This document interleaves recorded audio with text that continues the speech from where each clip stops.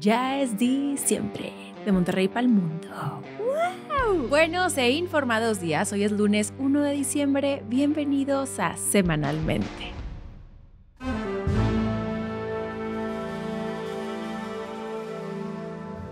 Voy a iniciar el mes anunciándoles que ven esto, gran calidad. Bueno, espero un ratito porque vamos a otra toma con una nota sumamente importante y nos vemos de regreso por acá. Evidentemente no es la calidad a la que están acostumbrados, pero la información lo amerita, y es que, como saben, el pasado jueves el fiscal general de la República, Alejandro Gertz Manero, renunció. Digo renunció entre comillas porque la forma en la que se desarrollaron los acontecimientos nos deja entrever que, al parecer, no fue una renuncia por voluntad propia, sino porque lo orillaron a renunciar. Ante esto hay muchísimas dudas, muchas suposiciones, muchas teorías. Como muchos de ustedes sabrán, Alejandro Gertz Manero fue una figura sumamente controvertida. Como fiscal dejó muchísimo a desear. Y su renuncia se da en el marco del contexto de todo el escándalo a raíz de Miss Universo, lo que ha hecho que muchos tengan la teoría de que a raíz de la filtración de esa información fue que se buscó la forma de remover a Gertz Manero del cargo. ¿Por qué ha sido tan controvertido el tema de esta filtración y por qué muchos consideran que se debe a esto? Gertz Manero tuvo una forma de operar particular, en donde se sabe que de pronto filtraba cierta información. No se sabe exactamente para qué, si para algún fin político, si para moverla en alguna u otra forma, pero eventualmente se quedaba en eso, en meramente filtraciones. Su actuar como fiscal, como les menciono, dejó mucho a desear.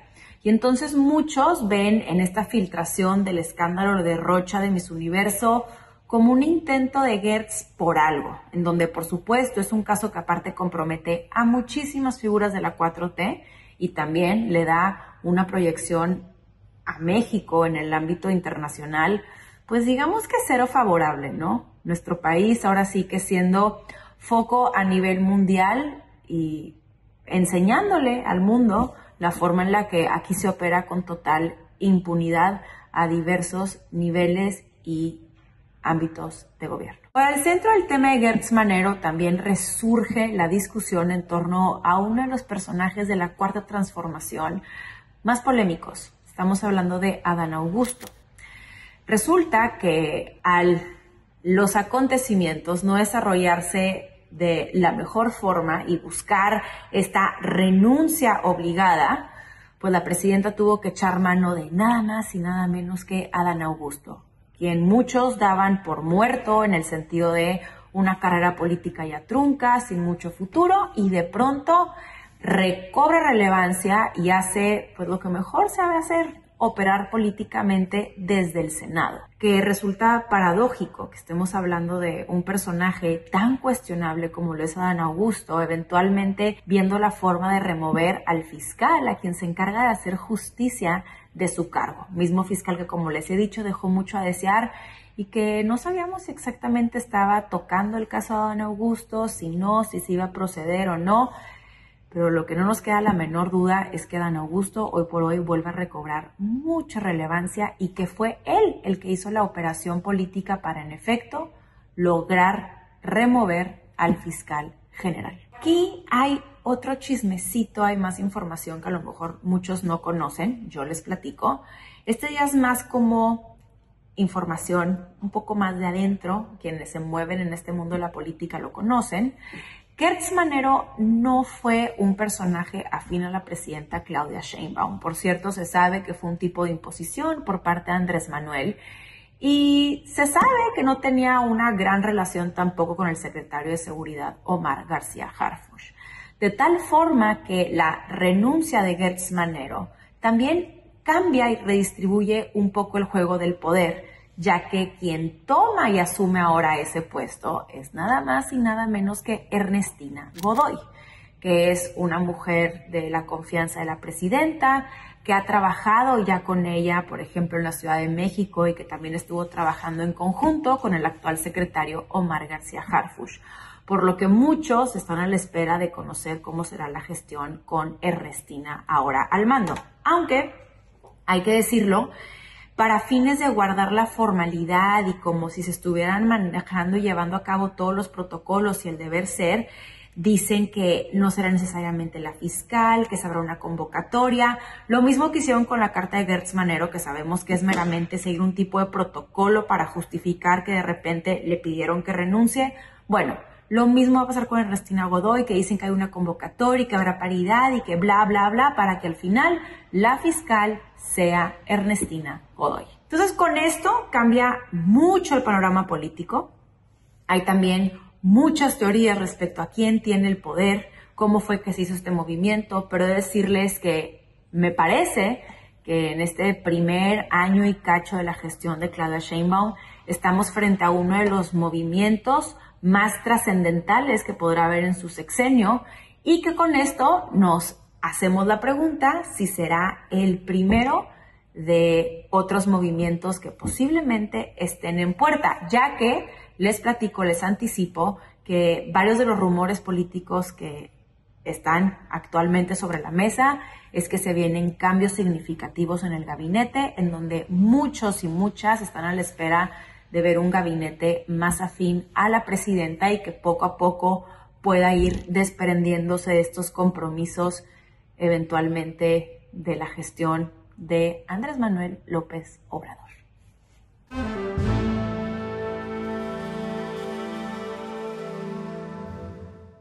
Bueno, ya estamos de regreso para seguir con el programa, su programación habitual, con lo que me encanta a mí de la iluminación, del set, de la edición y seguir platicando de temas sumamente relevantes. A ver, mucho se ha hablado del Mundial. De hecho, la semana pasada desde la mañanera los gobernadores de Jalisco y Nuevo León, junto con la jefa de gobierno de la CDMX, estuvieron presentando avances previo a este evento que está a meses de llevarse a cabo tanto en Estados Unidos como Canadá y México. Y mientras todo el tema del Mundial acapara los titulares y la verdad es que con justa razón, pues trae consigo, de entrada, miren, una derrama económica sumamente importante.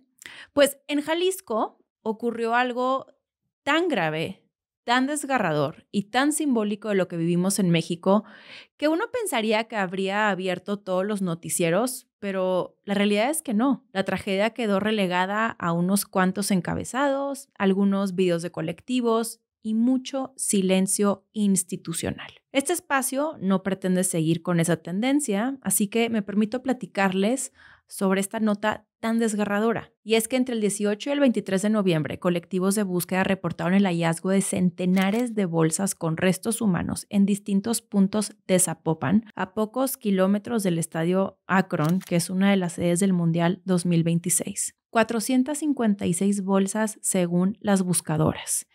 Y no se habla de una sola fosa, son al menos 3 puntos distintos que tienen estas bolsas distribuidas. Y todo en el mismo municipio que dentro de unos meses estará recibiendo turistas, miles de cámaras y bueno, qué decir de los fanáticos del fútbol de todo el mundo. El colectivo Manos Buscadoras difundió un video verdaderamente estremecedor y en ese video, José Raúl Servín García, integrante del colectivo Guerreros Buscadores de Jalisco, declaró lo siguiente, abro comillas, en Jalisco encontramos más de 400 bolsas con pedacitos de nuestros hijos.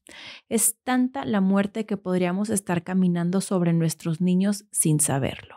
Cierro comillas. Y esa frase tan desgarradora, tan cruda, tan real, tan triste, resume todo, porque no estamos hablando de un hecho aislado. De hecho, esta zona ya había sido intervenida en febrero cuando la Fiscalía localizó 169 bolsas en Las Agujas. Y luego en junio, las buscadoras regresaron al mismo lugar, ese que habían declarado como limpio, y encontraron una segunda fosa con 54 bolsas más. Y aún así, la nota pasó desapercibida. Esto no es nuevo, ni inesperado, ni desconocido. La realidad es que es un patrón que trae consigo una continuidad. Estamos hablando de un territorio entero convertido en sitio de exterminio desde 2022 con búsquedas repetidas que nunca se terminan. La realidad es que hacer como que nada pasa no resuelve nada, solo mueve el polvo debajo de la alfombra. Y en Jalisco, el tema es que el polvo son personas, son nombres y son vidas.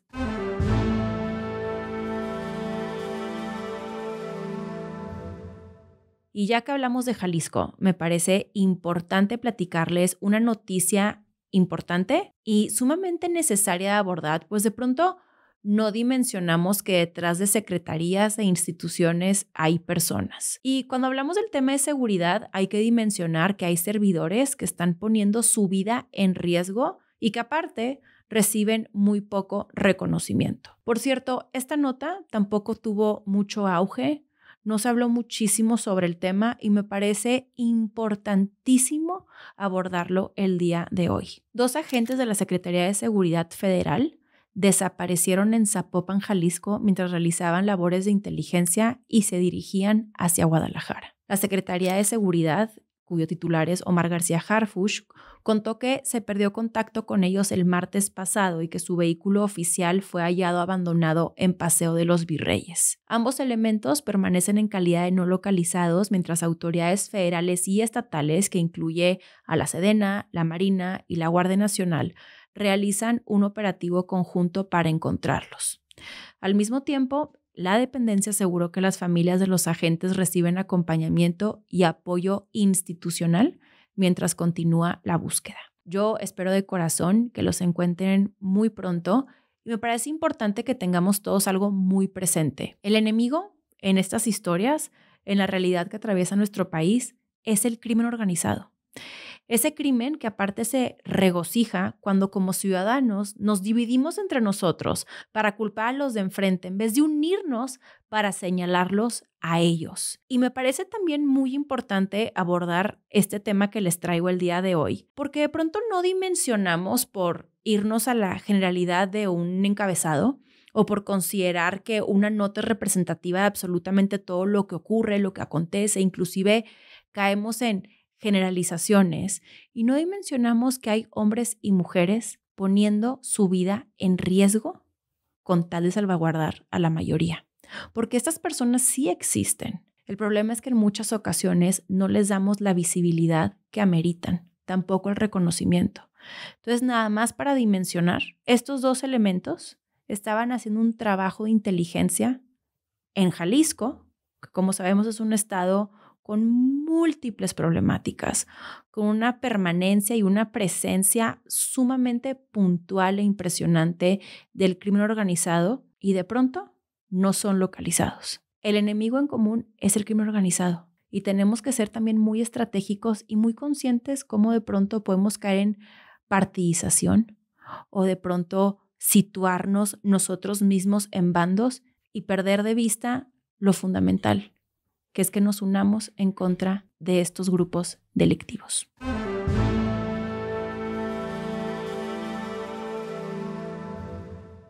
En pleno Día Internacional para la Eliminación de la Violencia contra la Mujer, el 25N, Noroña decidió usar su micrófono para atacar a una mujer.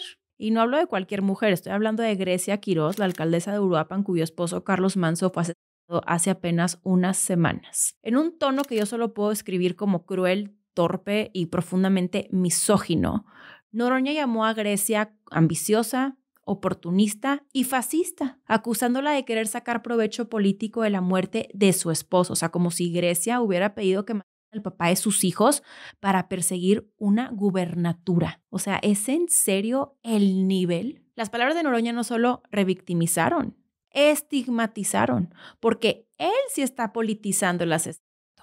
Él sí está usando la tragedia de una mujer para mandar un mensaje político. Desde el Senado, Noroña dijo que la derecha está usando a Grecia, que Grecia quiere ser gobernadora, que su postura es de ultraderecha fascista. Y cuando le preguntaron si eso era violencia política de género, se escudó en el clásico: esto es política, no es por ser mujer.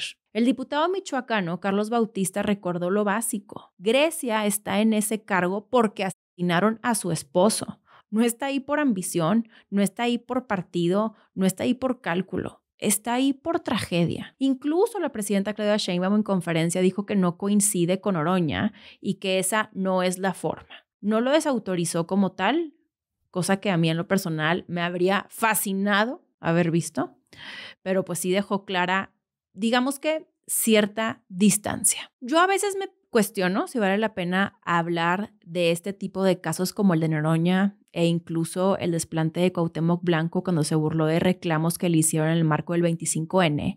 Y me lo cuestiono porque de pronto ya no les quiero dar más relevancia. Me parece que no... A ver, de pronto veo que hacen algo, cualquiera de estos dos personajes, por mencionar algunos, y de repente la discusión pública y la conversación se torna hacia ellos. Y me gustaría que eso ya no suceda. Pero definitivamente es importante, pues este caso resume algo más grande y por lo mismo dije, ok, sí lo traeré el día de hoy. Y eso más grande es justo cómo el poder reacciona con violencia cuando una mujer no se queda callada. También cómo se revictimiza a alguien que está en duelo para proteger estructuras políticas y cómo se intenta silenciar una exigencia legítima de justicia usando la etiqueta de ambición. Lo que hizo Noroña no es política, es violencia, pero aparte es el reflejo de un Estado que muchas veces ha sido incapaz de proteger a quienes cuestionan, a quienes sufren y a quienes exigen.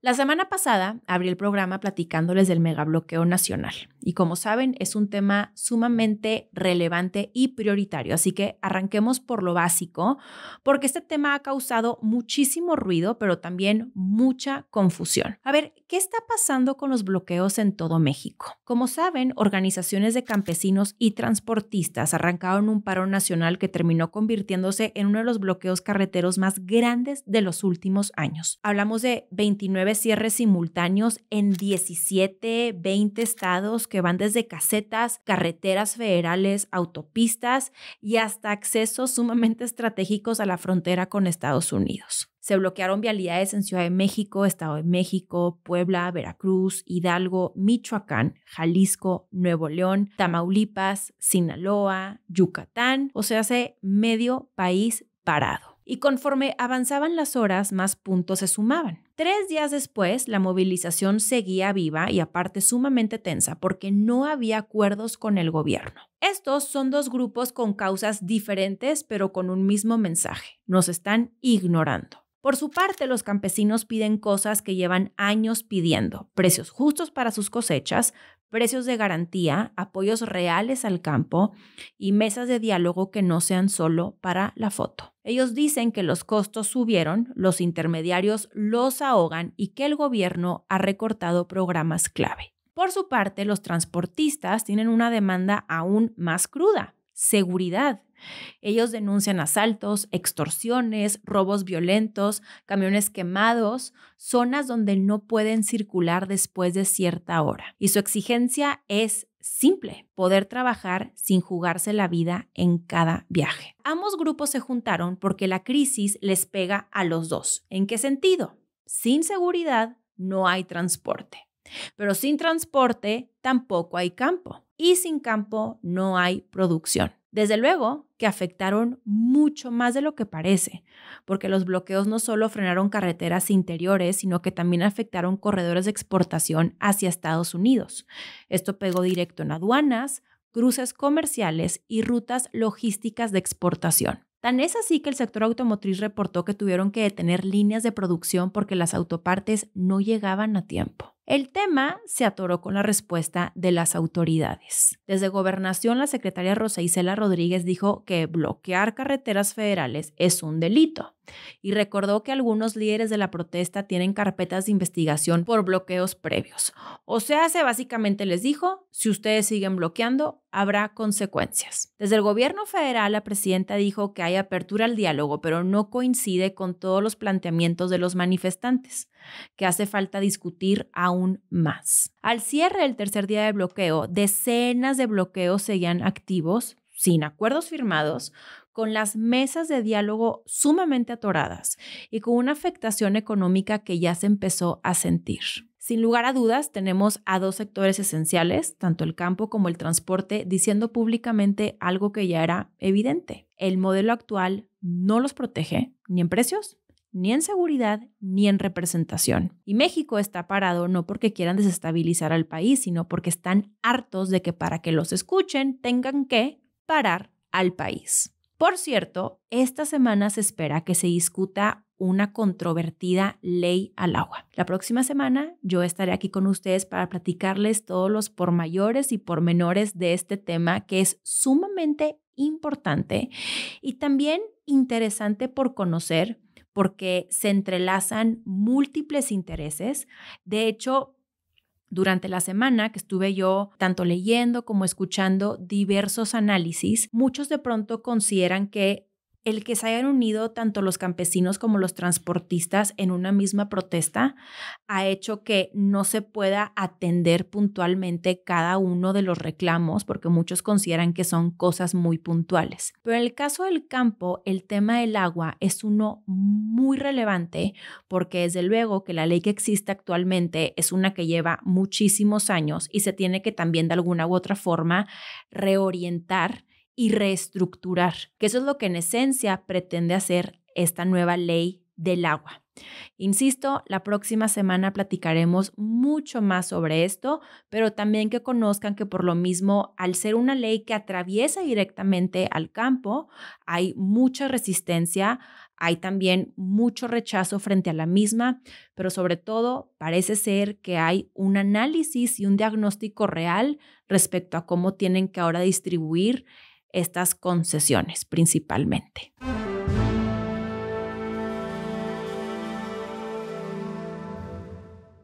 Clemente. Oigan, pues la semana pasada el universo, Miss Universo, se le vino encima a Raúl Rocha Cantú, este empresario regio que pasó de ser el nuevo dueño del certamen de belleza más famoso del mundo a ser señalado como presunto líder de una red de narcotráfico, tráfico de armas y huachicol. O sea, otra reconfirmación de que en México ya ni la belleza queda fuera del crimen organizado. Empecemos por el personaje. Raúl Rocha Cantú es un empresario de Monterrey con negocios en energía, casinos, aviación y combustibles. En 2023 compró el 50% de Miss Universo y se convirtió en el presidente del concurso. Desde entonces, la imagen de Raúl se volvió global y entre alfombra roja, entrevistas, mucho artisteo, este hombre parecía estar construyendo una marca ahora sí que de poder y muchísimo glamour. Pero todo esto cambió cuando la mexicana Fátima Bosch ganó Miss Universo 2025. El tema estalló con renuncias de jueces del concurso, acusaciones de favoritismo y sobre todo un dato que encendió todas las alarmas. Resulta que la familia de la ganadora de Miss Universo trabaja en Pemex y Rocha tiene unos cuantos contratos millonarios con Pemex. Para cuando esta información salió a la luz, sé que más de uno sospechamos en que esto no es ninguna coincidencia. Pero de pronto lo que parecía un caso más de favoritismos y tráficos de influencia se volvió en un tema sumamente preocupante que ya entra en el terreno del crimen organizado. Documentos judiciales revelaron que la Fiscalía General de la República obtuvo una orden de aprehensión contra Rocha por delincuencia organizada. Según la investigación, él sería el líder de una red de contrabando que operaba desde la frontera sur, usando el río Usumancita para meter mercancía ilícita desde Guatemala y moverla en pipas por Chiapas, Tabasco y Querétaro. Y aquí viene lo más fuerte. El combustible que presuntamente traficaban habría sido vendido a grupos criminales como el Cártel Jalisco Nueva Generación en Querétaro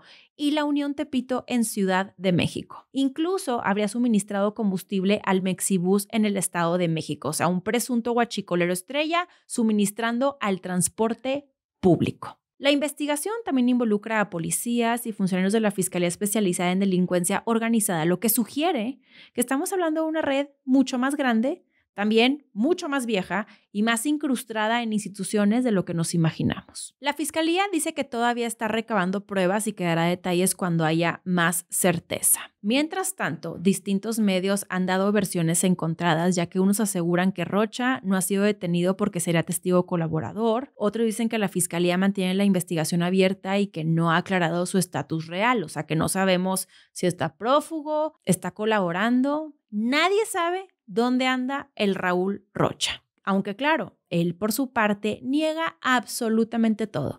Dice que no hay ninguna orden de captura y que los contratos con Pemex ocurrieron antes de que tuviera relación con Miss Universo o inclusive con la familia de la ganadora.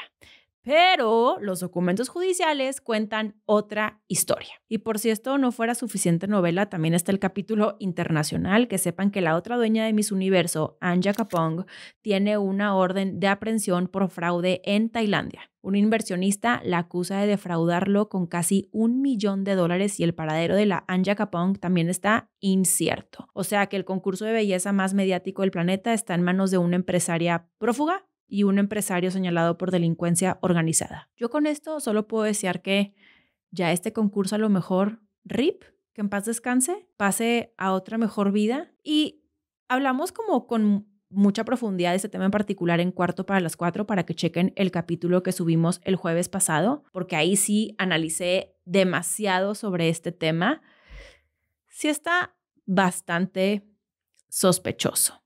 Y a mí me impacta también de pronto dimensionar cómo este Raúl Rocha pudo operar durante tantos años en total y completa impunidad.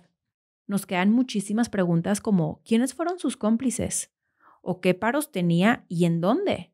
Para que él pudiera estar actuando de esta forma. Y también, ¿qué tipo de due diligence tienen estas empresas internacionales que le vendieron Miss Universo a 2 prófugos que tienen eventualmente órdenes de captura? Y algo también para mí bien sospechoso que comento en el episodio de Cuarto para las 4, sí está raro que el segundo lugar haya sido una mujer de Tailandia y el primero una mexicana, tomando en consideración que una tailandesa y un mexicano son los dueños del concurso. Y que aparte, el Raúl Rocha, antes de que estuviera fugado, porque a mí me impresionó cómo fue de la noche a la mañana esta nota.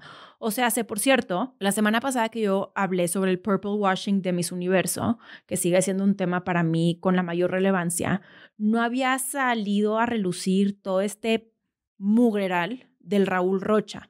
Me parece que a partir de que gana Fátima y empiezan como que estas controversias, la gente le empieza a rascar, pero todo ha ido en un tono exponencial y ha escalado a un grado verdaderamente relevante y preocupante. Que igual de preocupante me parece de pronto leer muchos comentarios que cuando analicemos este tema y también se pone entredicho el tema de la ganadora, piensen que el peor enemigo de un mexicano es otro mexicano. Creo que sí es no dimensionar que todo este caso de Miss Universo, o por lo menos la edición de este año, ha sido un ejemplo de cómo funciona el tráfico de influencias, no solamente en este país, sino en el mundo.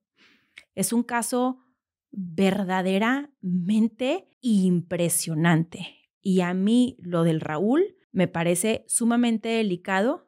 Y bueno, les decía que cuando sale con Loret, que él estaba muy campante, él termina diciendo que Miss Universo, al ser una empresa privada, también tiene derecho de veto. Así que, pues bueno, ahí están las condiciones de competencia en una competencia que yo de entrada no le encuentro el menor de los sentidos.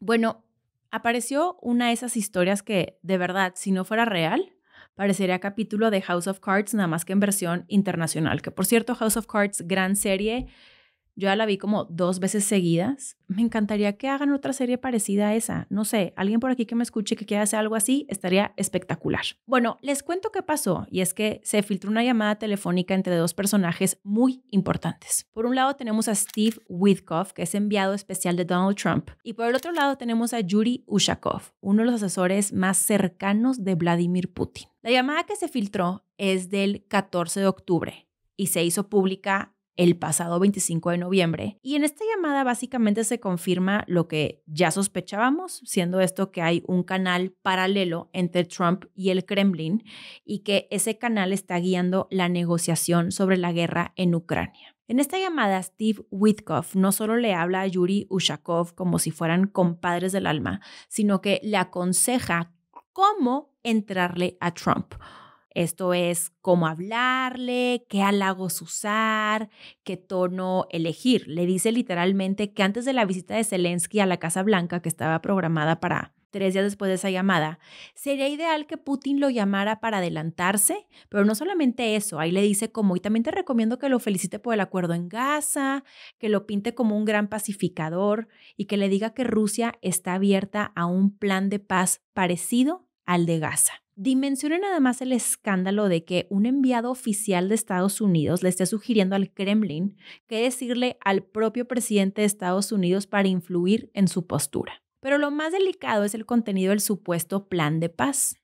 En un momento de la llamada, Steve Witkoff, creyendo que obviamente nadie lo iba a escuchar, le dice al ruso, entre tú y yo, lo que va a hacer falta es que Ucrania renuncie a Donetsk, quizá con algo de intercambio territorial. Este estadounidense está proponiendo que Ucrania entregue territorio a Rusia como condición para un acuerdo. Y aparte lo dijo supernatural. Para rematar, sugiriendo que no hay que presentar la propuesta tan cruda, sino de una forma más esperanzadora. Obviamente buscando que de alguna u otra forma Ucrania accediera a esa condición. Y después de esa llamada, ¿ustedes qué creen que pasó? Pues en efecto, Putin se adelantó a Zelensky. Fue ahí cuando Trump anunció una cumbre con él en Budapest, que se acuerdan que lo platicamos aquí en un programa que fue hace como, pues sí, en octubre, cuando se supone que se iban a ver. Y ahí fue cuando Trump también cancela la venta de misiles Tomahawk a Ucrania. Esto después de que él ya había dicho que estaba dispuesto a autorizarlos. Recuerden, como les platiqué en su momento, que la reunión entre Putin y Trump en Budapest no se llevó a cabo, pero bueno, lo que sí nos deja en evidencia la filtración de esta llamada es que la influencia sí que funcionó. Esta filtración también incluye otra conversación entre Ushakov y Kirill Dmitriev, que es otro asesor del Kremlin, donde discuten qué exigencias debería hacer Rusia en ese plan. Ahí es donde se escucha a Dmitriev aconsejar pedir las máximas y entonces usar a Steve Witkoff como puente hacia la Casa Blanca. Dmitriev ya salió a decir que esa transcripción es falsa, pero Ushakov no negó la suya. Nada más dijo que era confidencial y que publicarla era inaceptable. Y miren, a esas alturas ya sabemos que cuando alguien no niega, simplemente confirma. Rusia reaccionó diciendo que esto es una guerra híbrida y que alguien quiere sabotear las conversaciones y que la llamada habría sido interceptada en WhatsApp. O sea, sí, en WhatsApp y no por canales encriptados. Yo creo que como que no aprendieron mucho a partir del escándalo en Estados Unidos cuando recién llegó Donald Trump nuevamente a la presidencia. ¿Se acuerdan de este episodio que filtraron las conversaciones de su equipo? Bueno, al parecer siguen sin aprender, pero ahora en este caso los rusos, que también es bien interesante porque uno pensaría que los rusos tienen otros sistemas de comunicación, otros canales. Hay mucha tecnología que desconocemos que puedan tener tanto Rusia como China. Y cuando yo leí que fue por WhatsApp esta filtración, dije, ay, qué raro. Me imaginaría que tuvieran como que más precauciones. Que eso sí, ha desatado toda una controversia y medios rusos se están preguntando constantemente quién fue el que le puso la trampa a Steve Witkoff. Por supuesto que en Estados Unidos el escándalo explotó y lo hizo por 2 vías. La primera vía fue por el contenido, porque el plan de paz que impulsaba el entorno de Trump implica que Ucrania se rinda, que tenga que entregar territorio, reducir su ejército y renunciar para siempre a entrar en la OTAN, que es tal como se los platiqué el programa pasado, que como saben eso provocó la alarma tanto en Ucrania como en Europa y también en el Congreso estadounidense en ambos partidos. Que sepan que ambos partidos con este acuerdo que fue el que propuso Trump, ahí sí como que dijeron, ¿cómo? ¿Qué está pasando? Y la segunda vía es por el hecho de que un enviado no oficial porque Witkoff no es diplomático, que él sea quien esté sosteniendo negociaciones paralelas con Rusia y no un diplomático. Trump, por supuesto, y fiel a su estilo, defendió a su amigo y dijo que no ha leído la transcripción, pero que eso es lo que hace un intermediario. Definitivamente no hay respuesta clara sobre quién filtró la conversación y sí podría ser un servicio de inteligencia, un gobierno tercero, alguien dentro del Kremlin o del círculo trumpista, pero a ciencia cierta nadie lo sabe. Lo único seguro es que la verdad nos dio una entrada a cómo se sostienen ciertos acuerdos y negociaciones. Y eso es lo que a mí me parece lo más relevante, porque de pronto nos imaginamos cómo pueden ser estos intercambios o cómo pueden ser de pronto estas formas de negociar, y esta filtración nos muestra tal cual cómo en algo tan trascendental como la guerra entre Rusia y Ucrania es que están buscando llegar a un acuerdo principalmente con Estados Unidos, que como saben está ejerciendo presión frente a Ucrania para que acepten un acuerdo de paz a cambio de seguir recibiendo un tipo de protección de Estados Unidos.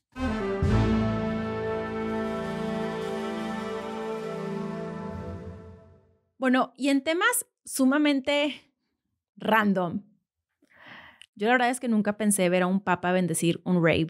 La verdad, no lo veía venir.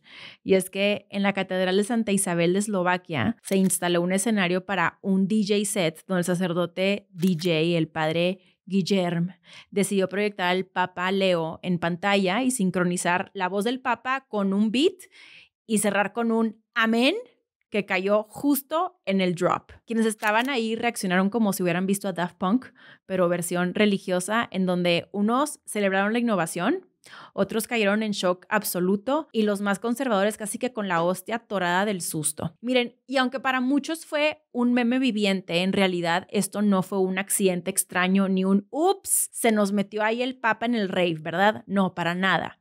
Este fue un acto deliberado, cuidadosamente producido y sobre todo profundamente estratégico. Y también, ¿qué creen?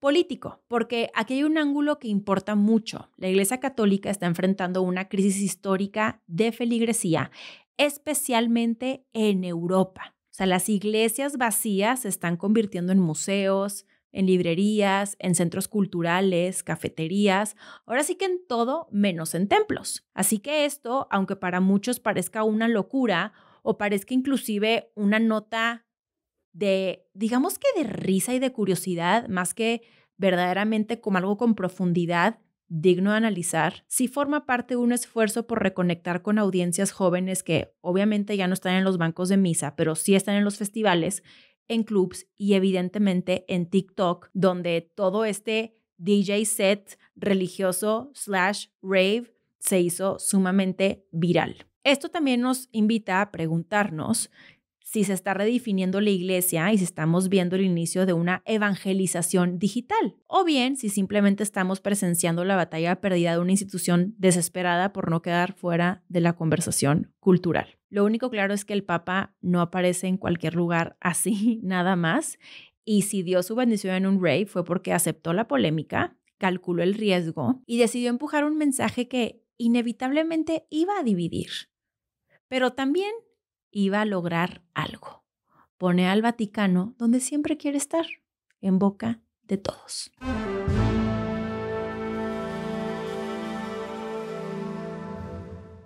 Como que siempre hay imágenes que veo y me llaman la atención. Y yo creo que a lo mejor muchos vieron la imagen y sí te llama la atención siempre ver como un incendio de esta magnitud, pero a mí me llamó profundamente la atención dimensionar que era en China y la dimensión. Yo me supongo que ya muchos saben que en Hong Kong tuvo un incendio, el más mortal en más de 60 años.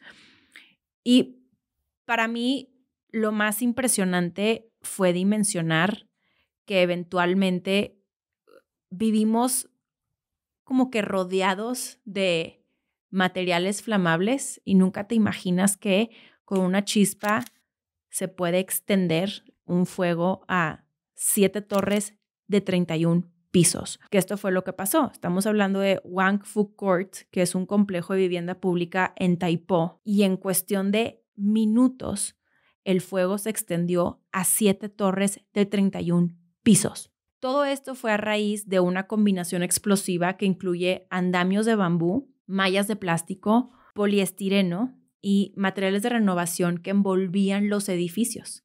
O sea, y todo esto es altamente flamable, de tal forma que se convirtió en una trampa vertical. Este complejo tenía 4,600 residentes, muchos adultos mayores, y varias personas reportaron que las alarmas nunca sonaron, así que cientos quedaron atrapados sin saber qué estaba pasando. El incendio llegó al nivel 5, que es el máximo en Hong Kong, y la intensidad del calor detuvo las labores de rescate por horas. Hasta ahora el saldo es devastador, al menos 83 muertos y más de 250 desaparecidos. Lo que sí es, como allá hay Estado de Derecho, pues bueno, las autoridades ya detuvieron a 3 responsables de la empresa constructora por homicidio involuntario, señalando negligencia grave en la obra que envolvía los edificios en materiales no retardantes al fuego. Qué bien nos haría que aquí en nuestro país las autoridades también procedieran así contra estos actores, ¿no? Cuando yo leí sobre la detención, para mí fue inevitable pensarlo, porque ¿cuántas personas no conocemos que han vivido algo similar? O no sé, por ejemplo, en la Ciudad de México se cayó el metro. O sea, en múltiples ocasiones los ciudadanos padecemos las negligencias por parte de empresas constructoras, donde en muchos casos también se atraviesa un tema de corrupción, de negligencia por parte de la autoridad, donde no revisan, donde son opacos, donde simplemente le dan los contratos al amigo, al conocido, al compadre, al compromiso, y quienes terminan pagando las consecuencias somos los ciudadanos. Y lo siguen haciendo porque, como vivimos en total impunidad y no hay ningún tipo de consecuencia, pues aunque es un riesgo, de pronto ya tienen inclusive ahí calculado cómo podrían actuar en caso de que las cosas no salgan como deben de hacerlo. El incendio también abrió un debate urgente sobre la seguridad en edificios antiguos y, aparte, el uso de materiales que convierten una remodelación en un riesgo mortal. Y yo insisto, cuando vi esta fotografía, nada más me quedé como que un poco helada, porque pensé cuántas cosas a nuestro alrededor no contienen este tipo de materiales y no lo sabemos. Pero aparte, algo que a mí también me hizo cuestionarme mucho fue que en China se vio un despliegue significativo de bomberos y de elementos, porque los tienen, pero en México no es necesariamente el caso.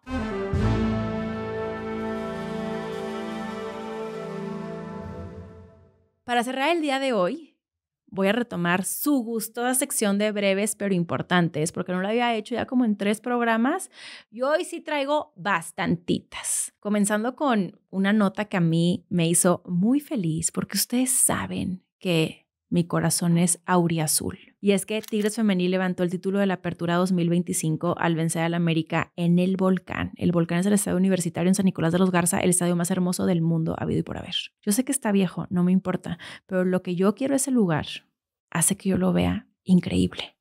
Sé que tengo ceguera de taller, pero me encanta. Bueno, las Amazonas alcanzaron su 7º campeonato, convirtiéndose en el equipo más exitoso del fútbol femenil mexicano desde la creación de la liga. Yo les voy a decir algo que me emociona mucho sobre esta nota en particular, pero en general, dado que me encanta la liga femenil, y es que me emocionó demasiado ver el estadio completamente desbordado en una final femenil. Me tocó ver a muchos niños, niñas, ver cómo se está posicionando cada vez más la liga en nuestro país es algo que me llena de orgullo y de emoción, en donde las futbolistas mexicanas nos demuestran nuevamente que la liga femenil sí tiene mucho nivel y que aparte es bien importante voltear a verlas y darles las condiciones que merecen. Todas las mujeres futbolistas son unas fregonas, pero en este caso, hoy en particular, yo les mando una felicitación sincera a mis amazonas y estoy muy feliz por su triunfo. El máximo tribunal de Francia reafirmó la condena contra Nicolas Sarkozy por financiar ilegalmente su campaña presidencial de 2012, en la que gastó casi el doble del límite permitido. Y aparte, por haber usado la empresa Pygmalion para esconder esos gastitos. El expresidente tiene que cumplir 6 meses bajo arresto domiciliario. Originalmente se le había dado 1 año, pero le fueron suspendidos 6. Y Sarkozy aún enfrenta un proceso de apelación tras ser condenado a 5 años de cárcel por conspiración criminal, lo que ya lo tuvo 20 días tras las rejas. Y bueno, fiel al dicho de que no hay tal cosa como mala publicidad, el expresidente Sarkozy anunció que está preparando un libro sobre su experiencia encerrado. Cuando yo leo estas notas y las analizo y las estudio, me es inevitable preguntarme cuántos políticos mexicanos estarían tras las rejas por un delito como el de Sarkozy, el de financiar ilegalmente sus campañas. Yo me atrevo a decir que más de la mitad estarían entambados. Por eso es importante buscar tener un Estado de Derecho. Y hablando de presidentes, ¿qué creen? Hay otro expresidente castigado y en esta ocasión fue el peruano Martín Vizcarra. El Poder Judicial de Perú lo condenó a 14 años de prisión por haber recibido $680,000 de empresarios para otorgarles obras públicas cuando fue gobernador de Moquegua entre 2011 y 2014. Martín, que gobernó Perú de 2018 a 2020, obviamente que negó todito y aseguró que no hubo pruebas claras contra él. Aquí lo verdaderamente interesante es cómo con este fallo Vizcarra se suma a la larga lista de exmandatarios investigados o condenados en un Perú que está enfrentando una inestabilidad política gigantesca. O sea, nada más para que lo dimensionen. Desde 2018 han tenido 7 presidentes, pero nuevamente leo estas notas, las conozco, las analizo y digo, ¿cuántos políticos en este país no estarían tras las rejas por haber recibido la cantidad que recibió presuntamente el Martín? $680,000. Yo también pienso que más de la mitad de los políticos estarían tras las rejas. Pero en fin, aquí eso simplemente no pasa. Y el Parlamento de Italia aprobó de manera definitiva una reforma histórica que introduce el delito de feminicidio en su código penal. Creo que muchos no saben, pero el feminicidio no está tipificado como tal en todos los códigos penales. Por cierto, en México se tipificó de esta forma hace muy poco. Y en Italia, aparte de introducirlo, también se introduce la pena que puede llevar hasta una cadena perpetua. Esta nueva ley define el feminicidio como el asesinato de una mujer motivado por odio, control, discriminación o represalias afectivas. Y además de endurecer las penas, la medida también pone la lupa en aumentar los fondos para casas refugio, mejorar la protección e indemnizaciones para huérfanos de feminicidio y obligar al ministro de Justicia a presentar un informe anual sobre el problema. Las autoridades de Michoacán detuvieron a Jaciel Antonio N., alias El Pelón, señalado como el hombre que reclutó a Víctor Manuel Ubaldo, recuerden el adolescente que mató a Carlos Manzo. Según los primeros reportes, El Pelón buscaba a jóvenes en centros de rehabilitación para convertirlos en sicarios y distribuidores de droga. Ahora la investigación llevó a los agentes hasta un hotel donde el sospechoso fue localizado y se le acusa de sumar a Ubaldo y a otro joven a la célula que vigiló y planeó el ataque. Estados Unidos designó al Cártel de los Soles como organización terrorista, aunque su existencia real sigue siendo tema en las mesas de analistas y gobiernos. El anuncio llegó en medio de un despliegue naval bastante fuerte de Estados Unidos frente a las costas de Venezuela, así como ataques a presuntas narcolanchas en el Caribe. Esto ha disparado rumores sobre una posible operación militar contra el régimen de Maduro. Desde Venezuela rechazaron la acusación diciendo que eran tonterías ridículas para justificar un cambio de régimen. Y para cerrar su gustosa sección, ¿qué creen ustedes? Resulta que Trump y Xi Jinping tuvieron una llamadita la semana pasada y según ambos gobiernos, esta llamadita ayudó a enfriar las tensiones acumuladas entre las dos potencias. Hablaron de comercio, Ucrania y el siempre complicado tema de Taiwán, donde China metió presión asegurando que considera la isla parte de su territorio. Aunque Trump evitó mencionarlo en su comunicado, Pekín sí lo hizo y destacó que se habló sobre el tema. Trump anunció que viajará a China en abril y que Xi Jinping visitará Estados Unidos más adelante.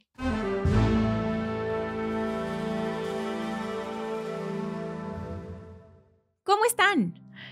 Pensé que iba a ser un programa más corto, no fue tan corto como pensé. De pronto siento que es como poca información, pero luego conforme estoy platicándole y relatándole me doy cuenta que sí es bastante. No sé ustedes cómo lo consideren, si ya está haciendo mucho, está haciendo poco. Tan es así que yo le dije hoy al equipo que iba a ser un programa corto y hasta me dije a mí misma, claro, y me va a poder servir para medir si tenemos mejor y mayor rendimiento, pero jajajaja, resultó ser igual de largo, una disculpa. Para hacerlo más corto, ahorita no voy a indagar tanto en temas ni nada, simplemente platicarles que hoy estoy grabando en jueves, son las 4:50 y previo a grabar ya tenía en el radar el tema de Gertz Manero y ya me ha pasado en otras ocasiones que, como ustedes saben, grabo con anticipación y de pronto si hay notas como muy relevantes, coyunturales, así que tú dices de que las tengo que traer sí o sí a la mesa, como no tengo la habilidad aún de predecir el futuro, pues no me anticipo. Pero en esta ocasión dije, voy a hacer la excepción de grabarme en otro lugar, con tal de traerles la nota en tiempo, informa, también tomando en consideración la relevancia. Si quieren saber más sobre el tema, la próxima semana, con muchísimo gusto, en este bello set, con esta bella iluminación y esta espectacular edición, hablaré más al respecto. Pero mientras tanto, preguntarles, ¿lo vieron muy mal? Yo luego también me pongo a analizar como programas parecidos al mío y el nivel de producción que tienen. Y hay unos que tienen una producción, bueno, cállate, ¿verdad? Espectacular. Pero hay otros que no, que hasta graban a distancia con invitados, que dije, bueno, vamos a hacer el intento a ver qué tal, qué surge. A lo mejor ya es cuestión de una por estar, ya saben, como que muy centrada, muy perfeccionista, y quiero que todo esté divino, espectacular, y que a lo mejor ustedes, a ver, yo sé que la mayoría de la audiencia sí lo contempla y lo agradece porque también lo aprecia, pero a lo mejor hay otros que me dicen, al final del día lo que importa es la información. Entonces, bueno, hoy decidí cambiar el formato. A quien el formato no va a cambiar en el sentido de, Clemente, hoy andas desaparecidísimo, ven, nada más aparece un pequeño segundo, por favor. Cada vez está más gordito. Ay, estás precioso. Mira que cada vez está más chonchito. Me encanta, qué bueno. Estabas bien flaquito antes. Aquí está el hermosísimo Clemente. Ay, no, Clemente, no hagas eso.